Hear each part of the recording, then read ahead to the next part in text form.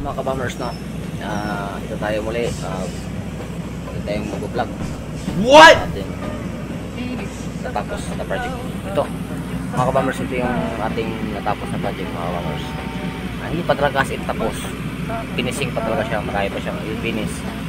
Ayan ang kuha niya. Tingnan natin, kabamers, i-front camera natin. Yan, mga kabamers, no? Set up natin. Yan ang itsura ng bahay, mga kabamers. Yan. Tapos ito nga, medyo magulo pa dahil dito nagkain yung mga boss. Yan, sila ngayon, umuwi na sila. Bumalik na Cebu dahil marami pa tayong kailangan na bilhin o ilagay dito sa ating area. Yan, hindi pa natapos yung loob niyan. Kailangan may ano pa yung double wall kasi aircon din.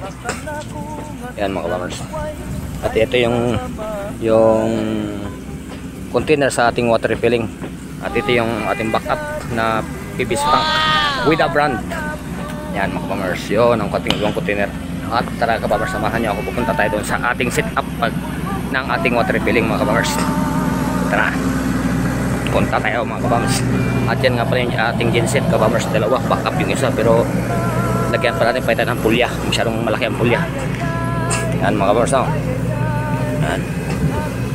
Ito yan, mga kabamers. Yan.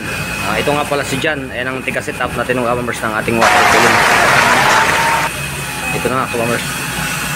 Yung isa, yun. Samahan din natin ito, mga kabamers. Ayan ang set up ng water refilling natin, mga kabamers. Diba? Ito yung lababo. Pero hindi pa natin natapos dahil nga yun, habol-habol talaga. Yan, dito tiles ko ito. Naubusan tayo ng tile adhesive kaya na-stop. Yan, mga kabamers. Water refilling at saka itong ice cube natin, mga kabamers. Yan, mamaya ibibirahin na ito ni Jan. Mag-ooperate na ito mamaya. Yan, tirahin na dyan. Ayan nga pala, shout out nga pala kay Jan. Shout out din, yan. Yan, ang ating technician. Yan, mga kabamers. Yan. Yan siya. Ang gamit, medyo magulo pa nga, kabamers, dahil siyempre nag-set up pa tayo. Pag natapos yan, maglinis din yan. Maganda rin yan, mga kabamers. Yan. Yan.